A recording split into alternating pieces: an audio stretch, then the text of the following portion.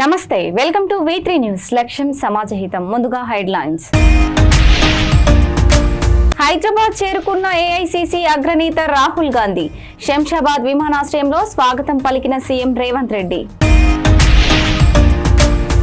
CM deputy CM పై DSP Nagavaraprasad ఫిర్యాదు. తిరుమలలో లడ్డూలో జంతు అవశేషాలు కలిపారన్న ఆరోపణలపై మనస్తాపం.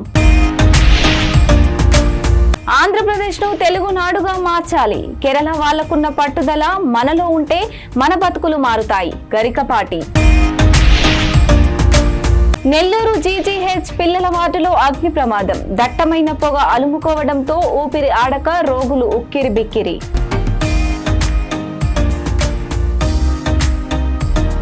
ఇక డీటెయిల్స్ చూస్తే, ఏఐసీసీ అగ్రనేత, లోక్సభలో ప్రతిపక్ష నేత రాహుల్ గాంధీ హైదరాబాద్ కు చేరుకున్నారు. ఈ రోజు ఉదయం శంషాబాద్ ఎయిర్పోర్ట్ కు చేరుకున్న రాహుల్ కు ముఖ్యమంత్రి రేవంత్ రెడ్డి సాదర స్వాగతం పలికారు. కాసేపట్లో ఇరువురు వికారాబాద్ జిల్లాకు బయలుదేరారు. Vikarabad SAP arts and science college ప్రాంగణంలో పీసీసీ రాజకీయ వ్యవహారాల కమిటీ సమావేశం జరగనుంది. ఈ సమావేశానికి రాహుల్ గాంధీ హాజరు కానున్నారు. ఏఐసీసీ రాష్ట్ర వ్యవహారాల ఇన్ఛార్జ్ మీనాక్షి నటరాజన్ అధ్యక్షతన ఈ సమావేశం జరగనుంది. సమావేశంలో ప్రస్తుత రాజకీయ అంశాలు, పార్టీ బలోపేతం తదితర కీలక విషయాలపై చర్చ జరగనుంది. ఈ సమావేశంలో రాజ్యసభ సభ్యులను ఖరారు చేసే అవకాశం ఉంది. రాజ్యసభ రేసులో అభిషేక్ సింఘ్వి, వేం నరేందర్ రెడ్డి, చిన్నారెడ్డి, విహెచ్, దొమ్మటి సాంబయ్య, బెల్లయ్య నాయక్, హజ్మతుల్లా హుస్సేన్ ఉన్నారు. పీసీసీ రాజకీయ వ్యవహారాల కమిటీ సమావేశం అనంతరం అనంతగిరి హరిత హోటల్లో డీసీసీ అధ్యక్షుల శిక్షణ తరగతుల ముగింపు సమావేశానికి రాహుల్ గాంధీ, సీఎం రేవంత్ రెడ్డి, కేసీ వేణుగోపాల్ హాజరు కానున్నారు. CM Chandrababu, deputy CM Pavan Kalyan, మంత్రి నారా లోకేష్, ఈనాడు, ఆంధ్రజ్యోతి, పలు వార్తా సంస్థలపై DSP Nagavaraprasad Thulluru police station లో ఫిర్యాదు చేశారు. తిరుమల లడ్డూలో జంతు అవశేషాలు కలిపారని పదే పదే ఆరోపణలు చేయడంపై మనస్తాపంతో ఫిర్యాదు చేసినట్లు ఆయన తెలిపారు. కొన్ని టీవీ ఛానళ్ల యాజమానులపై కూడా ఫిర్యాదు చేశారు. శ్రీకాకుళం జిల్లాకు చెందిన దేవరకొండ నాగవరప్రసాద్ కు Anantapur police training college principal గా పోస్టింగ్ ఇచ్చారు. ప్రస్తుతం ఆయన మెడికల్ లీవ్ లో ఉన్నారు. దేవదేవుడైన శ్రీ వెంకటేశ్వర స్వామి వారి లడ్డూ ప్రసాదం పైన అనేక రకములుగా పంది కొవ్వు, గుడ్డు కొవ్వు కలిసి కానీ ఆ కోట్లాది భక్తుల మనోభావాలు దెబ్బతినే విధంగా, ఆచార వ్యవహారాలు, విశ్వాసాలు దెబ్బతినే విధంగా మాట్లాడడం జరిగింది. అట్లాగే మేము వెంకటేశ్వర స్వామికి అత్యంత భక్తులు. మా కులదేవత అయిన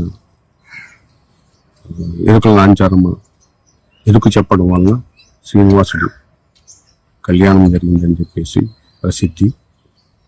మేమందరం ఎంతో భక్తి శ్రద్ధలతోటి, భయభక్తులతోటి వెంకటేశ్వర స్వామిని ప్రధాన దైవంగా కొలుచుకుంటాము. అటువంటి శ్రీవారి లడ్డూ ప్రసాదం మీద శ్రీవారి పట్ల అనేక రకాల దుష్ప్రచారాలు జరుగుతున్నందున మనస్తాపం చెంది తీవ్రమైన మనసు గాయపడి ఈరోజు తుళ్లూరు పోలీస్ స్టేషన్ వచ్చి కంప్లైంట్ ఇవ్వడం జరిగింది. పోలీసు వారు కంప్లైంట్ తీసుకున్నారు. సిఈ గారు వేరే బందోబస్తు ఇట్లా ఉన్నారట. ఎస్ఐస్ మాట్లాడారు. దాని మీద లీగల్గా ఏం చర్యలు తీసుకోగలమో చూసి చేస్తామన్నారు. అక్నాలజ్మెంట్ ఇవ్వమని అడిగాను. అది మేము తర్వాత చూస్తాము అన్నారు. సిఈ గారు వచ్చేంత వరకు వెయిట్ చేస్తామని చెప్పాను. వద్దులేండి, మీరు వెళ్ళిపోండి, వెయిట్ చేయడం ఎందుకు, తర్వాత మేము చూస్తామని ఆ అక్నాలజ్మెంట్ ఇచ్చిన కాపీ కూడా ఎస్ఐ గారు తీసుకోవడం జరిగింది. ఎవరెవరు మీకు ఫిర్యాదు చేశారు?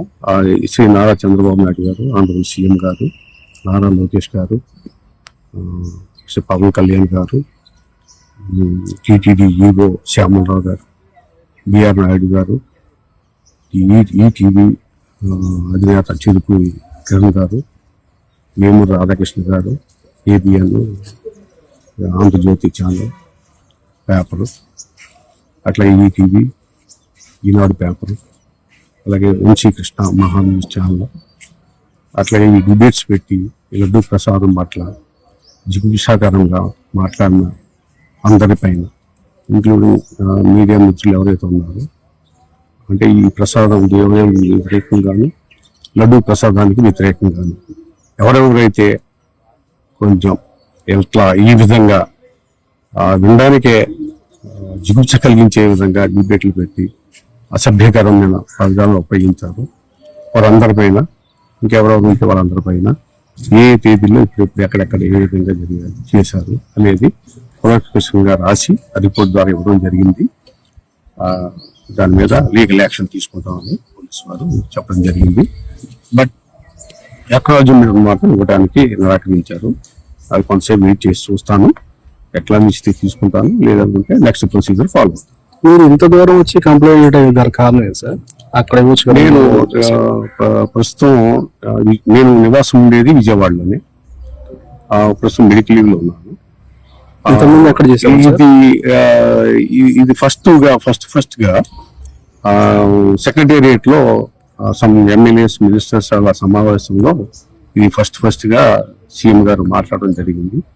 అందుకని చెప్పేసి పాయింట్ ఆఫ్ జ్యూరిడిక్షన్ ఇక్కడ వస్తుంది కాబట్టి ఇక్కడ రావడం జరిగింది. మీరు ఎక్కడ డ్యూటీ చేస్తున్నారు సార్ ప్రజెంట్? నేను యాక్చువల్ గా డిటిసి శ్రీకాకుళంలో ఉండాను. అక్కడి నుంచి మెడికల్ లీవ్ లో వచ్చాను. ఆ తర్వాత నేను పిటిసి అనంతపురం అటాచ్మెంట్ చేయడం జరిగింది. ఇంకా నాకు ఇష్టం లేక నేను మెడికల్ లీవ్ కంటిన్యూ చేస్తూ ఉన్నాను.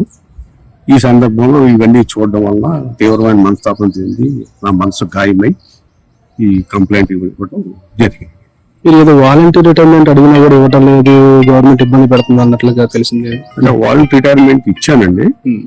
ఇస్తే అది డేట్ ఎక్స్పైరీ అని చెప్పేసి మళ్ళీ రిటర్న్ చేసి మళ్ళీ ఫ్రెష్ అప్లికేషన్ మళ్ళీ ఇవ్వడం జరిగింది. అది మార్చి 31 వరకు లోపు ఇవ్వమని రిక్వెస్ట్ పెట్టాను. బట్ అది ఇంతవరకు జరగాలి.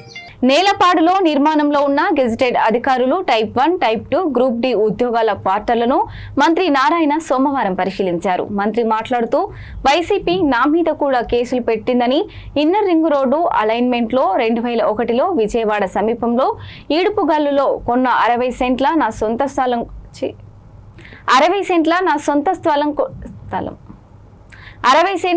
సొంత స్థలం కూడా పోయిందని పేర్కొన్నారు. మా వాళ్ళు బిల్డింగ్ నిర్మాణం కోసం వెళ్తే సిఆర్టీఏ వాళ్ళు మీ స్థలం లేదని చెప్పారని తెలిపారు. ఎలాంటి ఆధారాలు లేకుండా అక్రమాలు జరిగాయని ప్రచారం చేశారని అన్నారు. ప్రస్తుతం కోర్టులో కేసు ఉంది కాబట్టి ఎలాంటి కామెంట్స్ చేయనని అన్నారు. వివిధ భవనాలను యాక్చువల్గా పరిశీలించడం జరిగింది. మొత్తం 4026 హౌసెస్ కానీ అపార్ట్మెంట్స్ కానీ సంబంధించి యూనిట్స్ జరుగుతున్నాయి. ఇందులో పర్టికులర్గా ఏదైతే ఈరోజు షాప్ నుంచి వారు చేస్తున్న వర్క్ని పరిశీలించడం జరిగింది. దానికి సంబంధించి ఎంతో వేగవంతంగా వర్క్ జరుగుతుంది. మెయిన్గా పెయింటింగ్ వర్క్స్ కొన్ని బ్లాక్లకు అయితే అయిపోవచ్చింది.